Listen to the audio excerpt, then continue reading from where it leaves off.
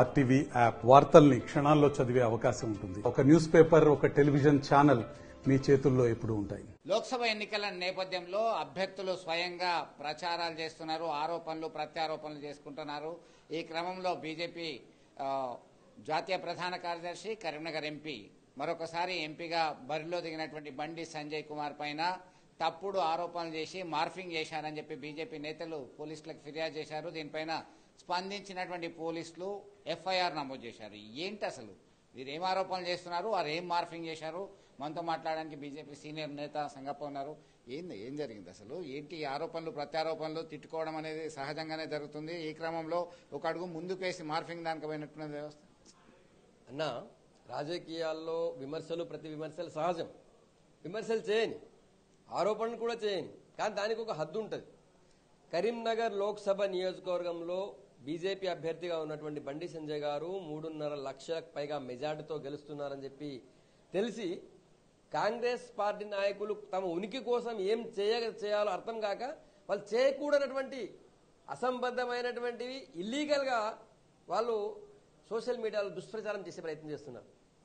ఇక్కడ కరీంనగర్లో కాంగ్రెస్ పార్టీ అభ్యర్థి అయినటువంటి వెల్చాల రాజేందర్ రావు గారు వాళ్ళ సొంత సోషల్ మీడియాలో, సొంత వెబ్సైట్లో ఏం పెడతారు? రిజర్వేషన్లు రద్దు చేస్తాం, బీజేపీ ఇంటర్నల్ మీటింగ్ లో బండి అని పెడతారా? ఎంత దారుణం, ఎంత దుష్ప్రచారం ఇది! బుర్ర ఉన్న వాళ్ళు ఎవరైనా ఇంత సాహసం ఎవరైనా చేస్తారా? నాకు తెలిసి వెల్చాల రాజేందర్ రావు కూడా బుర్ర లేదని లెక్క. ఏ ఇంటర్నల్ మీటింగ్ కానీ బయట మీటింగ్ కానీ భారతీయ జనతా పార్టీ రిజర్వేషన్లకు కట్టుబడి ఉండడం కాదు, కొత్త రిజర్వేషన్లు ఇచ్చినటువంటి పార్టీ ఇది. అగ్రవర్ణాల్లో పేదలకు 10% రిజర్వేషన్ ఇచ్చిన పార్టీ, మహిళలకి చట్టసభల్లో 33% రిజర్వేషన్ కల్పించిన పార్టీ. అట్లాంటిది రిజర్వేషన్ రద్దు చేస్తాం మేమెందుకంటాం?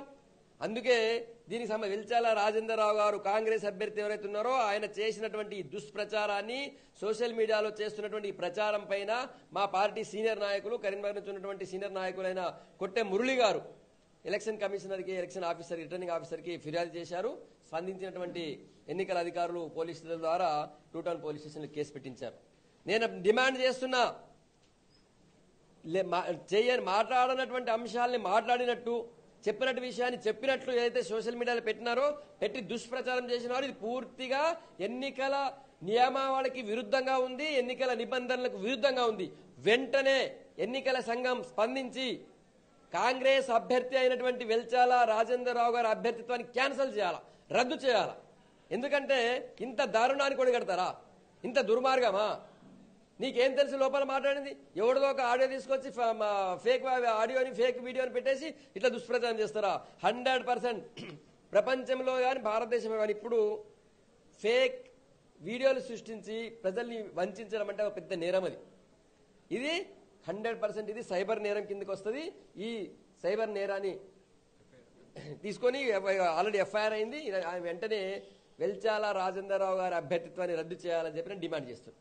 మొత్తం మీద అనని మాటలు అన్నట్టు ఫేక్ వీడియోస్, ఆడియోస్ లీక్ చేసినట్టుగా సృష్టించి వెల్చాల రాజేందర్ రావు నేతృత్వంలో వీరు తప్పుడు ప్రచారం చేస్తున్నారని చెప్పేసి ఎన్నికల సంఘానికి ఫిర్యాదు చేశారు. దీనిలో స్పందించినటువంటి ఎన్నికల సంఘం అధికారులకి, పోలీసులకు ఆదేశాలు జారీ చేశారు.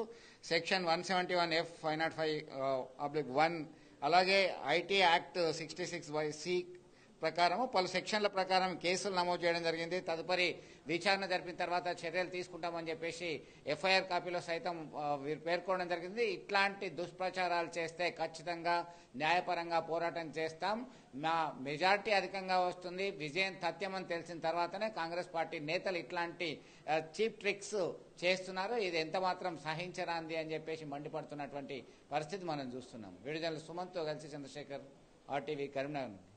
మరిన్ని వీడియోస్ కోసం ఛానల్ ని సబ్స్క్రైబ్ చేయండి, లేటెస్ట్ అప్డేట్స్ కోసం వాట్సాప్ ఛానల్ ని ఫాలో చేయండి అండ్ లింక్ డిస్క్రిప్షన్ లో ఉంది.